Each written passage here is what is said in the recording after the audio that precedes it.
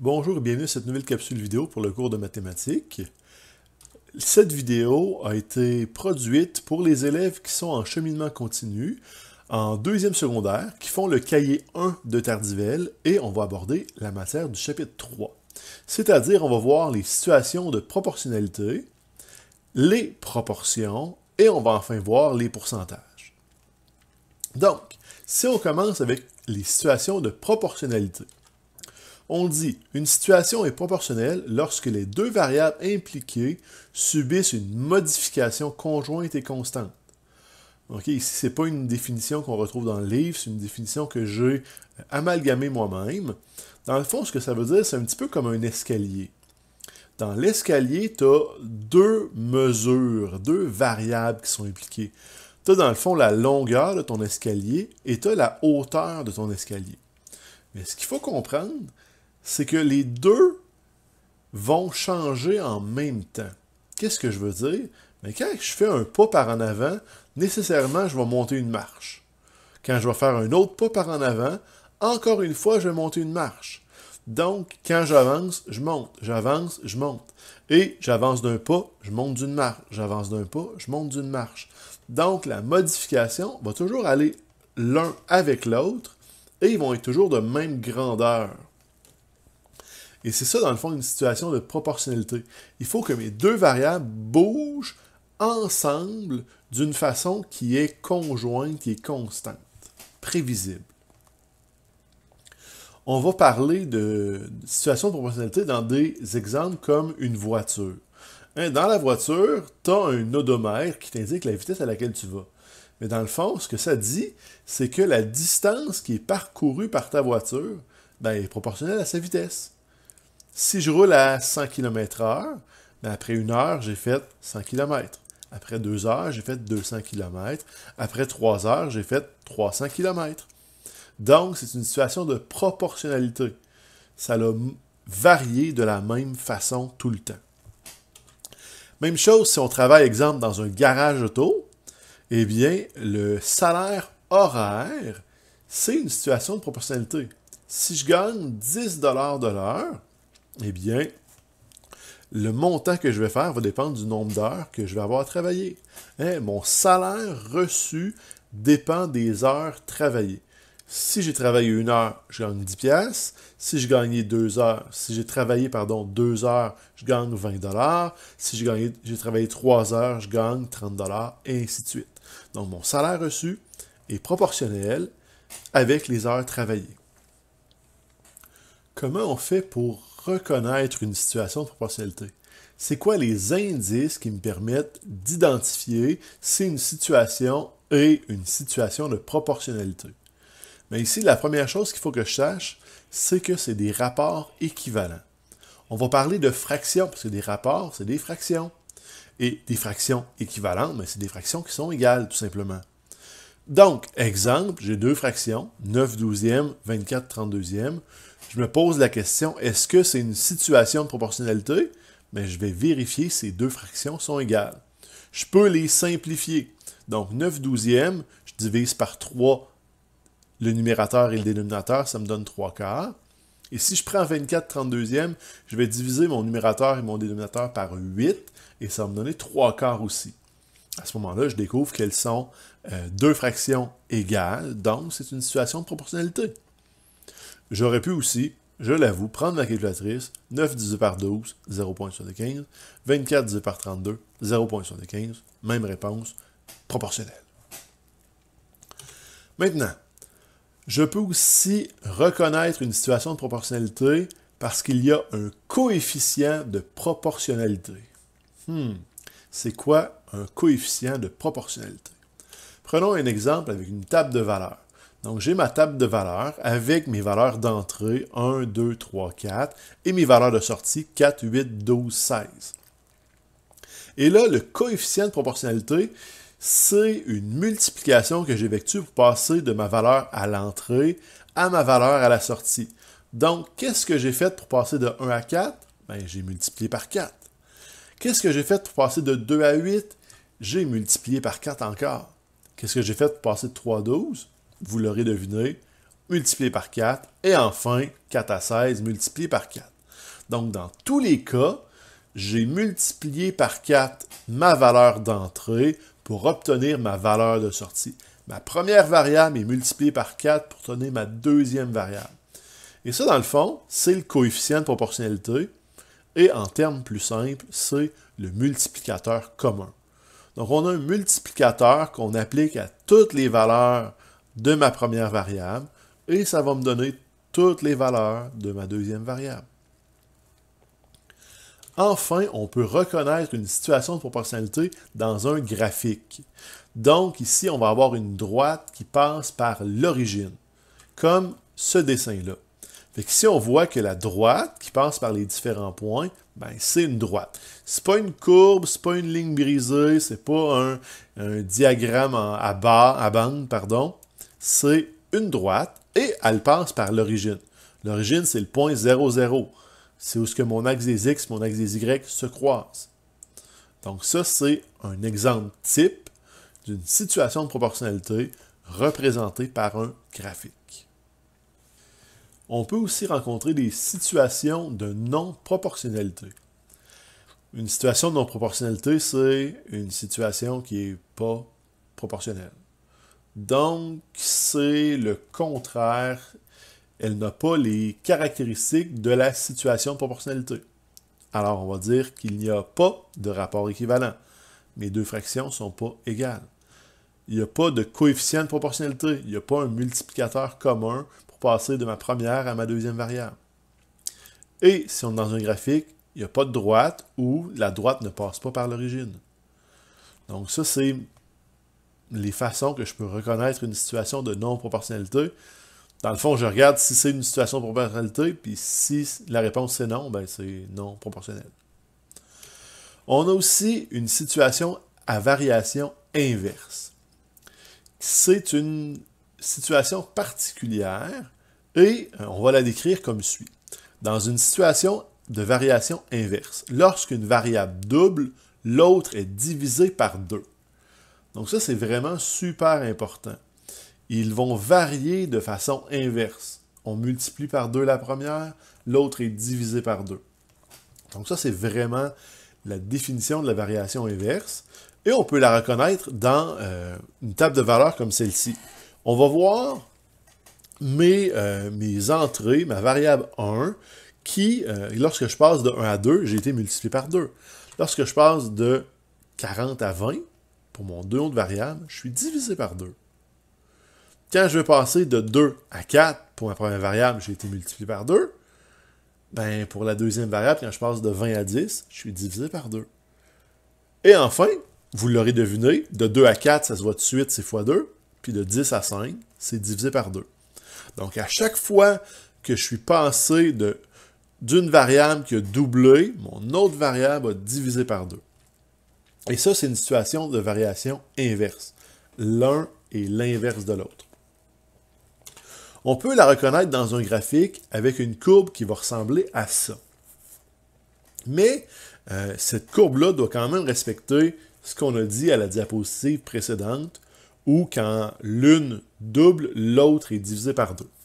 On va y aller avec un premier point, le point 1, 4. Ça veut dire que je suis aux coordonnées 1 sur l'axe des X et aux coordonnées 4 sur l'axe des Y.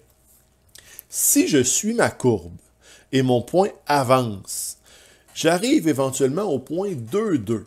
Et là, qu'est-ce qui est arrivé? Eh bien, pour les coordonnées en X, je suis passé de 1 à 2, j'ai donc doublé. Mais pour les coordonnées en Y, j'ai passé de 4 à 2, j'ai donc divisé par 2.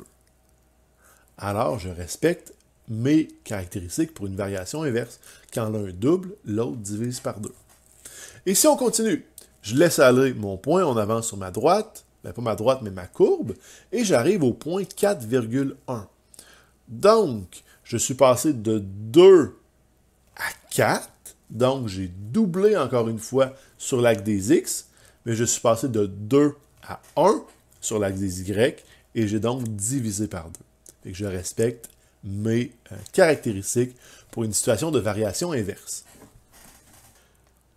Enfin, une caractéristique importante d'une situation de variation inverse, c'est que le produit des variables est une constante.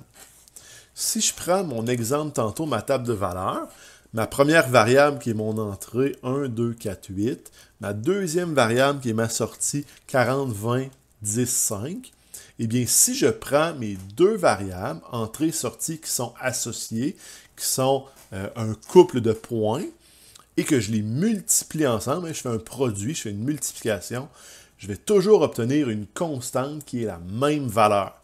Donc, si je prends 1 et 40, je multiplie ça ensemble, ça donne 40. Si je prends 2 et 20, je multiplie ça ensemble, ça fait 40. Si je prends 4 et 10, ça fait 40. 8 et 5, ça fait 40. Donc, si j'observe qu'en multipliant mes deux nombres, qui sont mes deux variables, en couple, et je les multiplie ensemble, ça me donne toujours la même valeur, qui est une constante. Et ça, c'est peut-être la façon la plus efficace, la plus sûre et certaine de reconnaître une situation de variation inverse. Ensuite, si on parle de suite proportionnelle, et là, je pense que dans Tardivelle, un petit peu de zèle, parce que c'est vraiment super simple, et vous allez voir que ça a déjà été vu. Donc, si on parle de suite proportionnelle, c'est deux suites qui possèdent un multiplicateur commun. Pour passer d'une première suite, je multiplie chacun de mes termes par un multiplicateur commun, puis j'obtiens mon autre suite. Comme exemple, ces deux suites-là. 1, 2, 3, 4. 4, 8, 12, 16. Hein? J'ai multiplié par 4 le premier terme, ça a donné 4. Par 4 le deuxième terme, ça a donné 8, ainsi de suite. Et dans le fond, si je le mettais sous forme de table de valeurs, j'aurais ça. Donc, qu'est-ce que j'ai fait? J'ai pris le 1, je l'ai multiplié par 4. J'ai pris le 2, je l'ai multiplié par 4. J'ai pris le 3, je l'ai multiplié par 4. Puis j'ai pris le 4, je l'ai multiplié par 4. C'est qu'il y a un coefficient de proportionnalité. C'est ce qu'on a vu tantôt dans les situations proportionnelles. Il y a un coefficient de proportionnalité. Et quand on prend nos deux suites, qu'on les met sous forme de tableau, on obtient dans le fond une situation proportionnelle, comme on avait tout à l'heure. Avec une suite proportionnelle, c'est une situation proportionnelle, avec un coefficient de proportionnalité.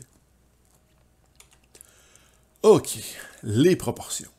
Ça, c'est le gros sujet important de ce chapitre et il faut absolument le comprendre, le maîtriser. Ça va être essentiel pour secondaire 2, secondaire 3, secondaire 4, secondaire 5, cégep, université, pour la vie tout entière. Donc, les proportions, c'est quoi? Donc, on appelle une proportion une égalité entre deux rapports ou taux. Et là, des rapports, des taux, c'est deux fractions. Donc, une proportion, c'est deux fractions qui sont égales. Donc, ici, 9 douzièmes, 24 32e, on les a calculés tantôt. Hein, chacune vaut 3 quarts. Donc, mes deux fractions sont égales. C'est ce qu'on va appeler des proportions. Donc, j'ai deux fractions égales, c'est des proportions. Mais ce n'est pas juste savoir la définition. Il faut savoir comment les utiliser. Mais avant de savoir les utiliser, il faut être capable de bien communiquer quand on parle de proportions. Et vous voyez, mes deux petits bonhommes, ils sont en train de se parler avec un espèce de téléphone maison. Et les deux, ils sont souriants parce qu'ils sont capables de se comprendre. Ils utilisent un langage commun. Donc, quand on utilise des proportions, il faut être capable de nommer les termes dans une proportion. Alors, j'ai la même proportion que tantôt. 9 sur 12 égale 24 sur 32. Mais ce que je dois savoir, c'est que le terme qui est en haut à gauche, c'est le premier terme. Le terme qui est en bas à gauche, le deuxième terme. Le terme qui est en haut à droite, le troisième terme. Puis le terme qui est en bas à droite, c'est le quatrième terme. Et vous l'aurez tous deviné. Donc ici, la position de mes quatre termes dans mes deux fractions équivalentes, ils sont importants. Le premier terme, c'est le 9, le deuxième terme, c'est le 12, le troisième terme, le 24, et le quatrième terme, le 32. On a aussi spécifié, identifié deux termes particuliers, le terme 1 et le terme 4, on les appelle les extrêmes. On a les termes 1, 2, 3, 4, mais 1 et 4 qui sont les plus à l'extérieur de ma série, hein, qui sont sur les côtés, qui sont le début puis la fin. on les appelle les extrêmes. Et les termes 2 et 3, qui sont situés au milieu de ma série, 1, 2, 3, 4 sont au milieu, 2 et 3 sont au milieu, c'est ce qu'on appelle les moyens. Donc ça ici, c'est important. Quand on va parler des extrêmes dans une proportion, c'est le terme 1 et le terme 4. Et quand on va parler des moyens dans une proportion, on va parler des termes 2 et 3. Donc ce vocabulaire-là, il est quand même très important. On s'en sert tout de suite là. Fait que si je veux trouver un terme manquant dans une proportion, on va vous dire d'appliquer la méthode suivante qui est le produit des extrêmes est égal au produit des moyens. On va vous dire d'appliquer cette méthode-là. Qu'est-ce que ça veut dire? Mais ici, ce que ça veut dire, c'est que lorsqu'on a une proportion, et là, je n'ai pas gardé des chiffres, j'ai juste mis des lettres pour que ce soit plus simple. Donc, le produit des extrêmes. Mes extrêmes, on se rappelle, c'est les termes 1 et 4, c'est A et D dans mes fractions ici. Donc, le produit des extrêmes, c'est A fois D. Est égal, A fois D est égal au produit des moyens. Mais les moyens, on se rappelle, c'était les termes 2 et 3, c'est B et C dans mon exemple. Et donc, le produit des moyens, c'est B fois C. Donc, cette belle équation-là, qui vient d'apparaître à l'écran, A fois D est égal à B fois C, c'est l'équation qui dit le produit des extrêmes est égal au produit des moyens. Et ça, c'est ce qu'on va vous dire d'appliquer comme méthode lorsqu'il manque un terme dans une proportion. Sauf que moi, je vais vous montrer une autre méthode. Une méthode qui s'applique tout le temps, qui marche tout le temps et qui est simple à utiliser, qu'on n'aura pas besoin de se casser la tête. Il y a 2 étapes. Mais on va y aller avec un exemple. Donc, si j'ai 2 fractions, mais il y a un terme qui est manquant, j'ai un point d'interrogation vert. Je ne l'aime pas. Je vais le faire disparaître. Je vais appliquer mes 2 étapes, dont la première étape est de multiplier la diagonale complète. Donc, dans mes termes, dans une situation de proportionnalité, dans une proportion, j'ai 2 fractions et j'ai 2 diagonales. J'ai le 2 puis le 30, puis j'ai le 5 puis le point d'interrogation dans mon exemple. Mais c'est laquelle la diagonale qui est complète? Eh bien, c'est le 2 et le 30.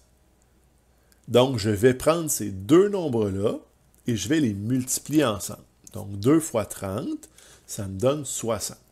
Ça, c'est ma première étape. Ensuite, deuxième étape, je vais diviser le résultat obtenu en 1, ici c'est 60, par le troisième terme. C'est quoi le troisième terme? C'est le chiffre que je n'ai pas utilisé, qui reste, c'est le 5. Donc, je vais faire 60 divisé par 5, et ça va me donner ma réponse, qui est 12. Donc, mon point d'interrogation vert, c'est 12. Et j'ai résolu mon problème avec une méthode toute simple. OK, on va y aller avec un deuxième exemple. Ici, j'ai encore une fois 2 fractions, et il y a un terme qui est manquant. Et là, j'ai changé la position, la place de mon point d'interrogation. Et que je suis méchant. Ça n'a pas de bon sens. J'applique la même méthode. Peu importe où est mon terme inconnu, mon terme manquant. Première étape, multiplie la diagonale complète. Cette fois-ci, ma diagonale complète, c'est le 12 et le 5. Donc, je vais les multiplier ensemble. 12 fois 5, ça me donne 60. Et ensuite, je vais diviser le résultat qu'on a obtenu en 1 par le troisième terme, qui est cette fois-ci 30. Donc, je vais faire 60 divisé par 30, et j'obtiens 2. Donc, mon inconnu, c'est 2. Pas convaincu encore? On va faire un troisième exemple. On aime ça, les exemples, c'est pas compliqué, ça se fait bien. Donc, on a encore une fois une situation de proportionnalité, 2 équations, 2 fractions, qui sont équivalentes, mais il manque un terme. Il y a un terme qui est manquant. Cette fois-ci, mon point d'intégration est en dessous du 6, il est au dénominateur.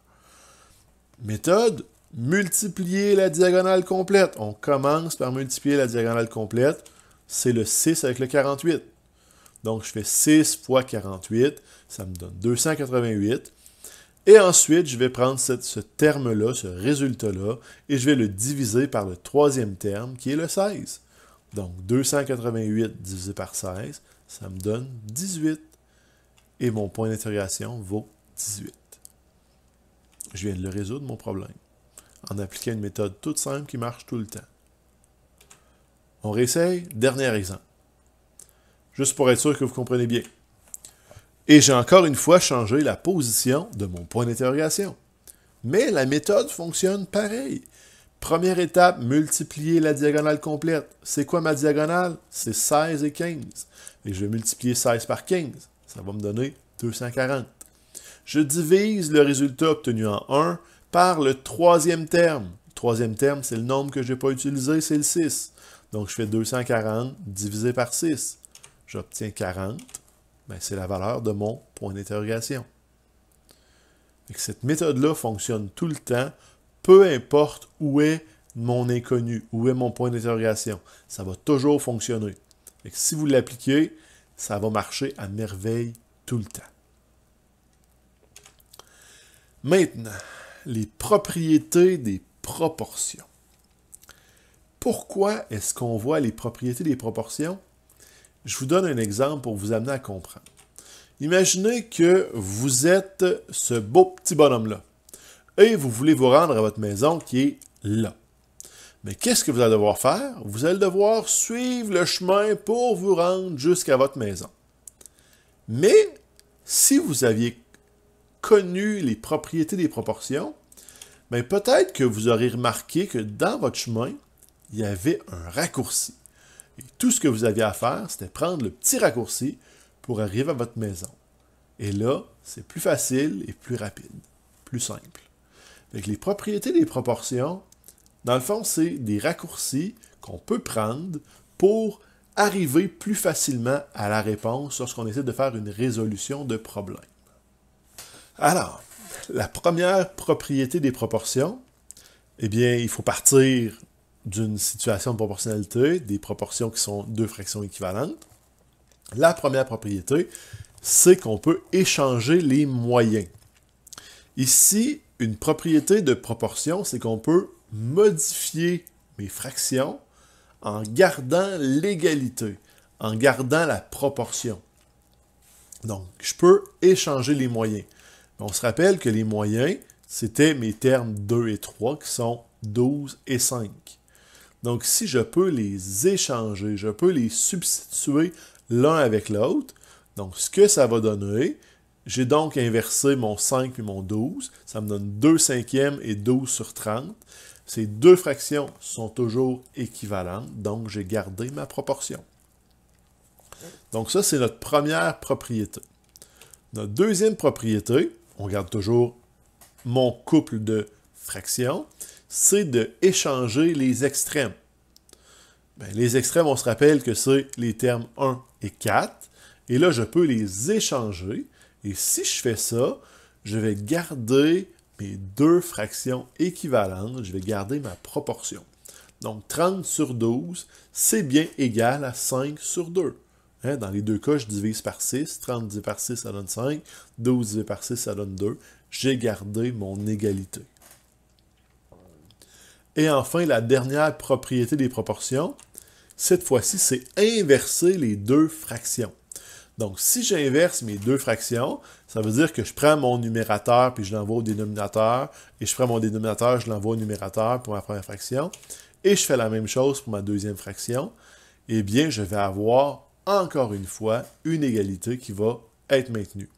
Donc, tout ce que j'ai à faire, c'est d'inverser mon numérateur et dénominateur pour ma première fraction, et d'inverser mon numérateur et dénominateur pour ma deuxième fraction, et j'ai obtenu deux nouvelles fractions qui sont équivalentes. 12 sur 2, c'est bien égal à 30 sur 5. Donc ça ici, c'est une nouvelle proportion.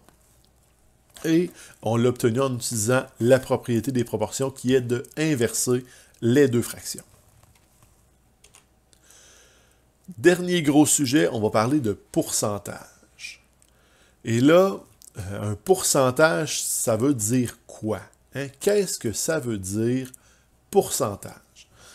Et là, je pense que vous vous en doutez un peu. Si j'ai 75%, bien 75%, c'est égal à 75 sur 100. Un pourcentage, c'est une fraction dont le dénominateur est 100. OK. Pour les pourcentages, on doit savoir comment résoudre des pourcentages. Dans le cahier Tardivelle, ils l'ont décortiqué en différents problèmes, mais moi, je vais vous montrer une méthode, je l'espère, selon moi, plus simple et plus efficace que ce qui est marqué dans Tardivelle. Donc, si vous la comprenez, vous allez facilement vous démêler dans Tardivelle et être capable de résoudre n'importe quel problème avec des pourcentages. Ce qu'il faut comprendre, c'est que si on veut résoudre une question avec des pourcentages, on va avoir deux fractions qui sont équivalentes. Et là, il faut regarder comment ils sont composés, mes fractions. Premièrement, j'ai le 100, qui représente le 100%. Et ce 100-là, cette valeur-là qui est dans mon encadré bleu, va toujours être là.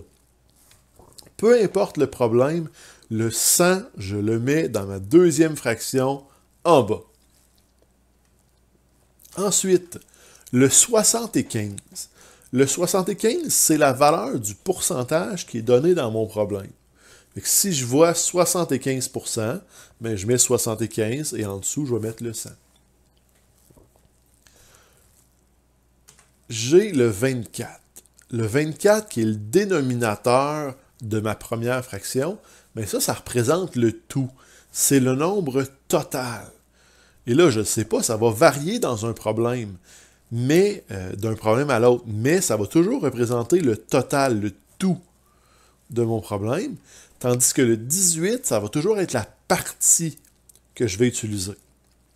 Et quand je vais avoir un problème de pourcentage, bien, ça va être une de mes trois valeurs que je viens d'identifier, soit le 75, soit le 18, soit le 24, soit le pourcentage de la partie ou le tout, qui va être mon inconnu. Donc, je vais avoir trois données dans mes deux fractions et un inconnu. Et là, je vais juste faire la méthode de résolution que j'ai vue tantôt pour les proportions et ça va fonctionner. Je vais faire multiplier la diagonale complète, diviser ce résultat par le troisième terme et ça marche tout le temps. OK? On fait un essai. Je vais commencer par vous mettre mes boîtes. Et là, il faut se rappeler qu'est-ce qu'il y a dans chacune des boîtes. Fait que ça, c'est important. Vous devriez être capable de retranscrire ce que je viens de mettre à l'écran sur votre feuille. C'est le point de départ. Dans mon encadré vert, c'est ma partie. Dans mon encadré orange, c'est mon tout. Et dans mon encadré rouge, c'est mon pourcentage. Une fois que j'ai placé mes deux fractions équivalentes, je vais lire mon énoncé. J'ai eu 80% à mon examen. S'il y avait 15 questions, combien en ai-je réussi? Je m'en vais chercher les termes, les nombres dans ma question. J'ai 80% et j'ai 15 questions. Fait que ici, je vais prendre ces deux chiffres-là puis je vais les plugger en bon québécois au bon endroit. Fait que 80%, où est-ce que je le mets? Mais là, tout de suite, vous voyez que c'est le pourcentage, donc c'est mon encadré rouge. Fait que je vais le mettre dans mon problème, 80%. Ensuite, j'ai 15 questions. Mon examen avait 15 questions. C'est ma partie ou c'est mon tout? Ben, c'est mon total de questions, c'est mon tout. Donc, ça va dans mon encadré orange. Donc, je vais mettre le 15 dans mon problème. Et là, ma partie, ça devient mon inconnu. Qu'est-ce que je fais? J'applique ma résolution de proportion. Je multiplie ma diagonale. C'est 15 fois 80. Ça va me donner 1200. Et le résultat que j'obtiens, je le divise par mon troisième terme qui est 100. 1200 divisé par 100, ça me donne 12. Donc, le nombre de questions que j'ai réussi, c'est 12 questions sur un total de 15 questions. On va aller faire un autre problème, un autre exercice. Encore une fois, je commence avec mes informations qui sont marquées, mon petit outil que j'ai à remplir, et si j'utilise cet outil-là, ça fonctionne. Je mets mon énoncé. 40% des élèves de la classe sont des filles. S'il y a 10 filles au total, combien sommes-nous dans la classe? Fait que j'identifie mes nombres que je peux utiliser. 40%, 10 filles.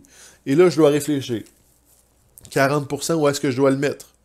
Ben, il y a le symbole de pourcent. Probablement qu'il va dans mon encadré rouge. Hein? 40%. Je le mets au-dessus du 100. 10 filles. Est-ce que 10 filles, c'est mon tout ou c'est ma partie? Il y a 10 filles au total. Dans une classe, il y a des gars puis des filles, donc il y a plus d'élèves au total que 10 filles. Fait que là, 10 filles, c'est ma partie. Fait que c'est mon encadré vert. Fait que je vais mettre 10 dans mon encadré vert. Et là, ce que je cherche, c'est mon total d'élèves dans ma classe que je ne sais pas. J'applique la méthode de résolution des proportions. Je multiplie la diagonale. Donc, c'est 10 fois 100, et ça va me donner 1000. Et je divise par le troisième terme, 1000 divisé par 40, ça me donne 25. J'ai donc 25 élèves au total dans ma classe, 10 filles, 15 gars. Troisième exemple. Je continue encore, j'ai mon gabarit, mon outil pour calculer des pourcentages, je le mets dans mon problème, je le fais apparaître, il faut que je l'aille. C'est toujours cette structure-là qu'on utilise. Donc, les pourcentages énoncés du problème. Il y a 42 voitures dans un stationnement pouvant accueillir 60 véhicules. Quel pourcentage de ce stationnement est occupé? Donc là, c'est quoi mes nombres? J'ai 42 voitures, j'ai 60 véhicules. Où est-ce que ça va? Bien là, premièrement, je n'ai pas de symbole pourcentage dans mon énoncé. Ça veut dire que mon encadré rouge, il n'y a pas de valeur qui va dedans. Je n'ai pas de pourcentage dans mon énoncé. Fait qu'il me reste 42 puis 60. Normalement, la partie est plus petite que le tout. Fait que mon 42 voitures, ça devrait être ma partie. Je le mets dans mon encadré vert. Et mon 60 véhicules, ben, ça va être mon total. Je vais le mettre dans mon tout, dans mon encadré orange. Et une fois que j'ai placé mes données, il me reste juste à résoudre mon problème avec la méthode de résolution des proportions. Je multiplie ma diagonale, 40 fois 100, ça me donne 4200. Et je divise par mon troisième terme qui est 60. 4200 divisé par 60, ça va me donner 70. Donc, 70% de mon stationnement est occupé. Et avec ça, je viens de terminer le chapitre 3 du cahier 1 de Tardivelle pour le deuxième secondaire en mathématiques. Comme je vous l'ai dit, la méthode de résolution pour les produits croisés, pour les proportions et la stratégie, la méthode de calcul que vous devez absolument comprendre et maîtriser. Vous ne pouvez pas passer à côté de cette notion-là. C'est super important. Prenez le temps de bien l'appliquer, de bien la comprendre. Faites une démarche qui est claire. Faites-le étape par étape. Faites pas juste le calcul dans votre calculatrice puis marquez-moi une réponse. Marquez-moi une résolution. Marquez-moi les deux fractions. Marquez-moi quand vous multipliez les deux termes de la diagonale complète. Marquez-moi quand vous divisez par le troisième terme. Soyez précis dans votre résolution de problème. Ça va vous aider à maîtriser la méthode et ça va vous aider pour votre examen et ça va vous aider pour l'avenir parce que cette méthode-là, elle est primordiale en mathématiques. Sur ce, je vous souhaite bonne chance dans vos exercices et bonne chance dans votre examen.